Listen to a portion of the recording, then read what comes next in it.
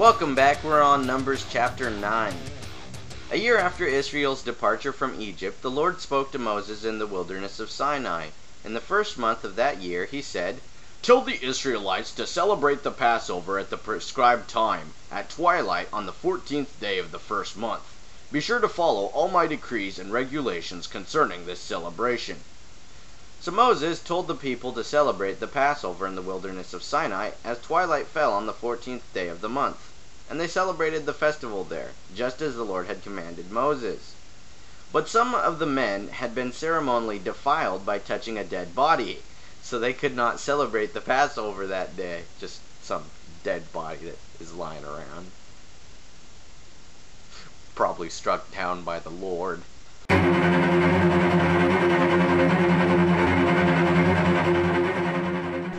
They came to Moses and Aaron that day and said, "We have become ceremonially unclean by touching a dead body.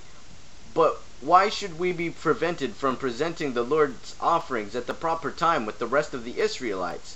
Moses answered, "Wait here until I have received instructions for you from the Lord." This was the Lord's reply to Moses. "Give the following instructions to the people of Israel. If any of the people now or in future generations are ceremonially unclean at Passover time because of touching a dead body, or if they are on a journey and cannot be present at the ceremony, they may still celebrate the Lord's Passover. They must offer the Passover sacrifice 1 month later at twilight on the 14th day of the second month. They must eat the Passover lamb at that time with bitter salad greens and bread made without yeast.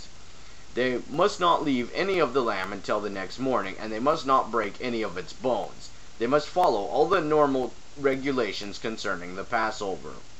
But those who neglect to celebrate the Passover at the regular time, even though they are ceremonially clean and not away on a trip, will be cut off from the community of Israel.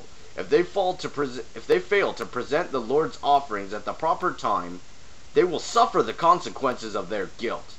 And if foreigners living among you want to celebrate the Passover to the Lord, they must follow these same decrees and regulations. The same laws apply both to native-born Israelites and to the foreigners living among you." On the day the tabernacle was set up, the cloud covered it. But from evening until morning, the cloud over the tabernacle looked like a pillar of fire.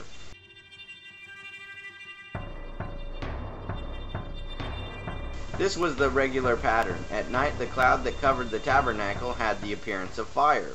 Whenever the cloud lifted from over the sacred tent, the people of Israel would break camp and follow it.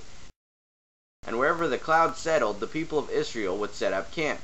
In this way, they traveled and camped at the Lord's command wherever he told them to go.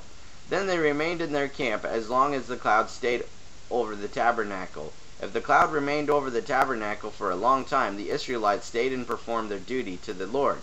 Sometimes the cloud would stay over the tabernacle for only a few days, so the people would stay for only a few days, as the Lord commanded.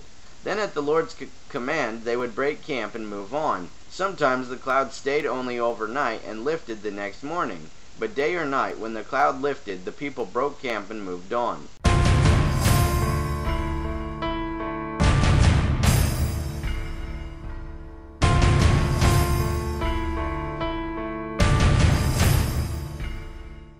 Whether the cloud stayed above the tabernacle for 2 days, a month, or a year, the people of Israel stayed in the camp and did not move on.